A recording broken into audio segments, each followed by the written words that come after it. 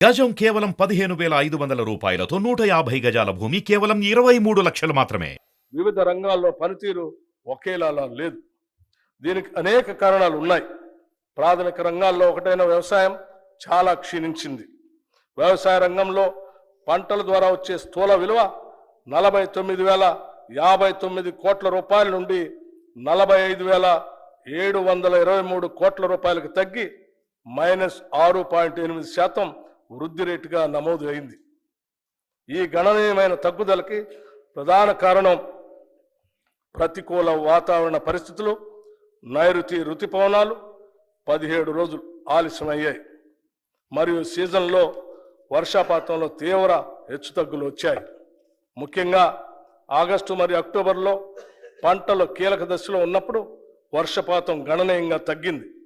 దీనికి తోడు దీర్ఘకాలం పాటు పొడిగాలులు, భూగర్భ జలాల క్షీణత మరియు కృష్ణా బేసిన్లో తగినంత నీటి లభ్యత లేకపోవడంతో వరి, పత్తి, మొక్కజొన్న, కంది, శనగ వంటి కీలక పంటల విస్తీర్ణం భారీగా తగ్గింది.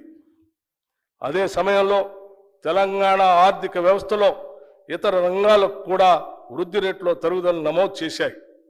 విద్యుత్, గ్యాస్, నీటి సరఫరా, వాణిజ్యం మరియు మరమ్మత్తు సేవలు, హోటళ్లు మరియు రెస్టారెంట్లు, రైల్వేలు మరియు వాయు రవాణా వంటి రంగాలలో గణనీయమైన తగ్గుదల కనిపించింది. అయితే తయారీ రంగంలో మాత్రం పెరుగుదల కనిపించింది. గత సంవత్సరంలో నమోదైన 1.3% వృద్ధితో పోలిస్తే ఈ సంవత్సరం 5.9%గా వృద్ధి చెందింది. రియల్ ఎస్టేట్, నిర్మాణం మరియు మైనింగ్, క్వారీ వంటి ఇతర రంగాలు కూడా మునుపటి సంవత్సరంతో పోలిస్తే 2023-24లో అధిక వృద్ధి రేటును నమోదు చేశాయి. తెలంగాణ తలసరి ఆదాయం ప్రస్తుత ధరల ప్రకారం 2023-24లో 3,43,297 రూపాయలుగా ఉంటుందని అంచనా. గత తలసరి ఆదాయం 3,09,912 రూపాయలు. దీనితో పోలిస్తే ఈ సంవత్సరం పెరుగుదల కల్పిస్తున్నప్పటికీ వృద్ధి రేటు మాత్రం క్షీణించింది. కాంగ్రెస్ పార్టీ ఎన్నికల మేనిఫెస్టోలో ప్రకటించిన విధంగా అధికారంలోకి వచ్చిన వెంటనే ప్రగతి భవన్ను మహాత్మా జ్యోతిబా పూలే భవన్గా మార్చి ప్రజా పరిపాలనకి శుభారంభం చేశాం. ప్రతి వారం 2 రోజుల్లో ప్రజావాణి నిర్వహిస్తూ ప్రజల కష్టాలను ప్రత్యక్షంగా తెలుసుకుంటున్నాం. ఈ 2 నెలల్లో 43,054 దరఖాస్తులు వస్తే వాటిలో 14,951 ఇళ్ల కొరకు, 8,927 భూ సమస్యల గురించి, 3,267 పెన్షన్ల గురించి మరియు 3,134 ఉద్యోగ కల్పన గురించి వచ్చాయి. ప్రజావాణిలో వికలాంగులు, వృద్ధులు, మహిళలు మరియు పిల్లల కొరకు ప్రత్యేక కౌంటర్లను ఏర్పాటు చేసి అదనపు సౌకర్యాలు కూడా కల్పించాం. వైద్య సేవల నిమిత్తం వచ్చే రోగుల సహాయార్థం ఆరోగ్యశ్రీ కౌంటర్లను ఏర్పాటు చేశాం. ఒక పోర్టల్ ద్వారా ప్రజావాణి దరఖాస్తులన్నింటినీ నమోదు చేసి అవి పరిష్కారం అయ్యేదాకా వాటిని పర్యవేక్షించడానికి కలెక్టర్లకి, శాఖాధిపతులకి ఆదేశాలు ఇచ్చాం. ప్రజావాణి సక్రమంగా నిర్వహించేలాగా ఒక సీనియర్ ఐఏఎస్ని ప్రత్యేక అధికారిగా నియమించాం. సంపూర్ణ ప్రజా సంక్షేమమే కాంగ్రెస్ ప్రభుత్వ ప్రణాళిక. అందుకే 6 హామీలను ప్రజల ముందు ఉంచి వారి ఆమోదంతో ఈ శాసనసభ వేదిక ద్వారా వాటిని అమలు చేసేందుకు మా ప్రణాళికను మీ ముందు ఉంచుతున్నాం.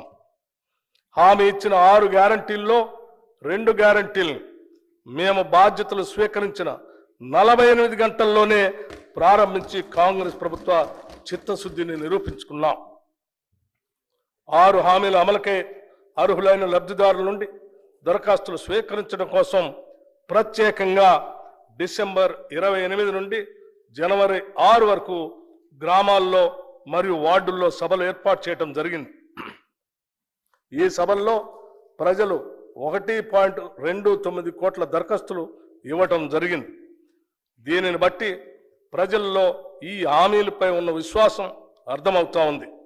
అందుకే ఒక ప్రత్యేక సాఫ్ట్వేర్ ద్వారా ఈ దరఖాస్తులను క్రోడీకరించే పని కూడా త్వరితగతిన పూర్తి చేయటం జరిగింది. దీనివల్ల మున్ముందు ఈ హామీల అమలులో లబ్ధిదారుల ఎంపిక మరియు వాటికి అవసరమైన నిధులు సమకూర్చుకోవటానికి మార్గం సులభతరం అవుతుంది. మహాలక్ష్మి పథకంలో భాగమైన ఉచిత ఆర్టీసీ బస్సు రవాణా సౌకర్యాన్ని మా ప్రభుత్వం డిసెంబర్ 9, 2023 ప్రారంభించడం జరిగింది.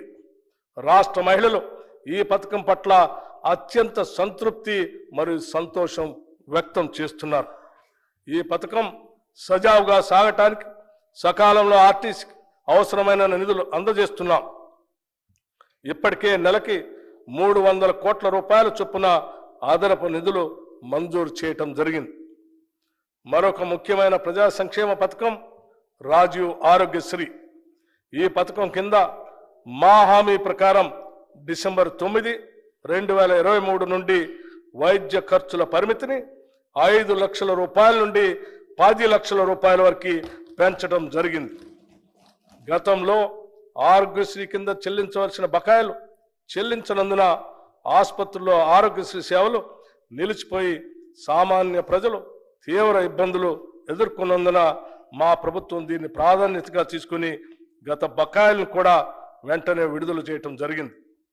భవిష్యత్తులో కూడా ఆరోగ్యశ్రీ కింద వైద్య సేవలకు ఎటువంటి అడ్డంకి లేకుండా అవసరమైన నిధులు చెల్లించడం జరుగుతుంది.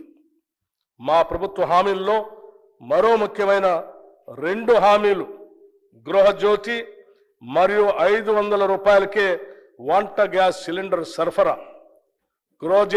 గృహజ్యోతి పథకం ద్వారా అర్హులైన వినియోగదారులందరికీ నెలకి 200 యూనిట్లు ఉచిత విద్యుత్తును అందించడానికి మరియు అర్హులైన వినియోగదారులకి 500 రూపాయలకే వంట గ్యాస్ సిలిండర్లు సరఫరా చేసే పథకాలకి మరో ముందడుగు వేశాం. ఫిబ్రవరి 4, 2024 రాష్ట్ర మంత్రివర్గ సమావేశం ఈ పథకాల అమలుకి ఆమోదం తెలిపింది.